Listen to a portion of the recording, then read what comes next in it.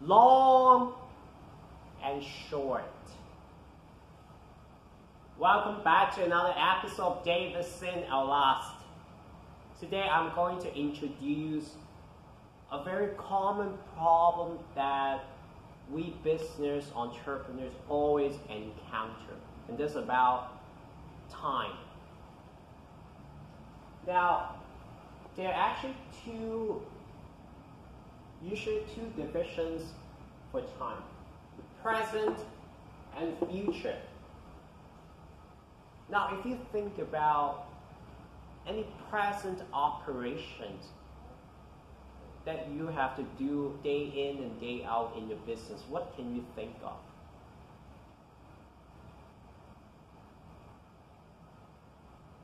Well, absolutely. I will also give some of my examples to you as a reference too.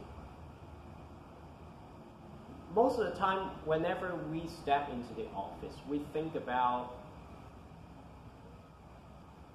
paying the staff, also the accounting, also what clients are we going to meet, and what daily agendas we have to execute for at least for the present.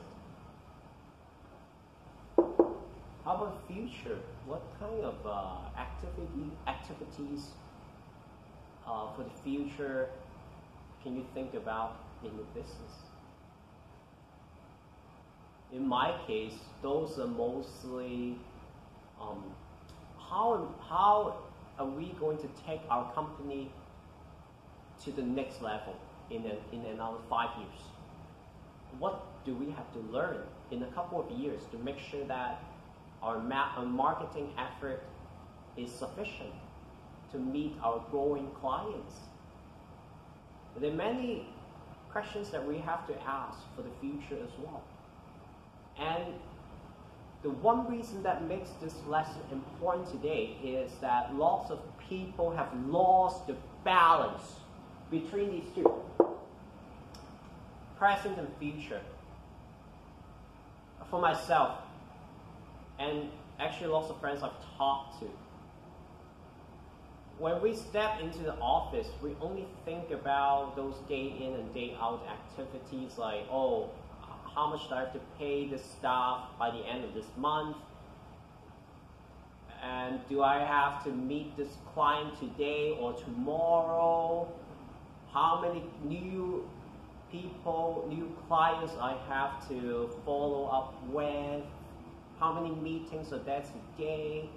Once your brain is full of these present tasks, you really forget a lot about the future.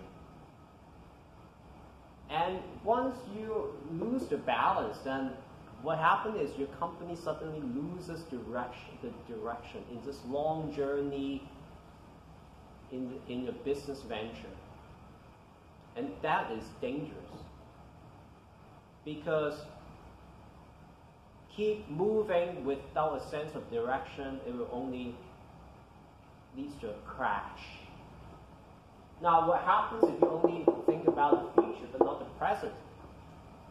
And that actually happens a lot to the audience that I talk to.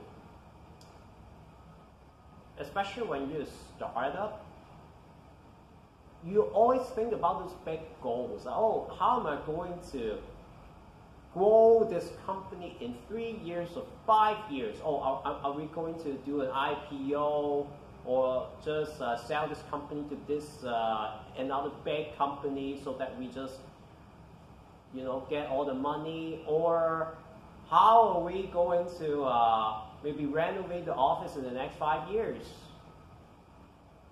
They think about all these big plans, but they always forget about, oh, so what shall we do at the present to at least keep us survive? And my failure, I'm just going to use myself as an example again. When I and my teammates developed a washroom app back a couple years ago, we had all these big plans. So we were thinking about or how can we make our app get recognized by more users in the next 3 years? Or what happens if the location of the washroom changed in the next 2 years? Then how do we get it updated to our app? Or, oh, you know what? After 3 years, let's go IPO. And we're going to use more money to do our marketing and hopefully even go international. Now, this is a very common mistake by startups like us at that time. While we were focusing 80% of our energy and time on future, thinking about future tasks, we all forgot about the present problem, which is we didn't even have the concept of cash flow at that time. And as a result of lacking cash flow, our app business just went bankrupt after 1.5 years. And ladies and gentlemen, we hope you can use my failure as a way for you to see how important it is, not just to balance, think about the present, but also the future, because you need both to survive. Now, also, just now I touched about the concept of cash flow. It is important to have a mix of two types of products. One that can give you the short-term cash flow and one that gives you the long-term cash flow, so that you can have cash flow consistently as you grow your business. That's why long and short both have to be balanced out.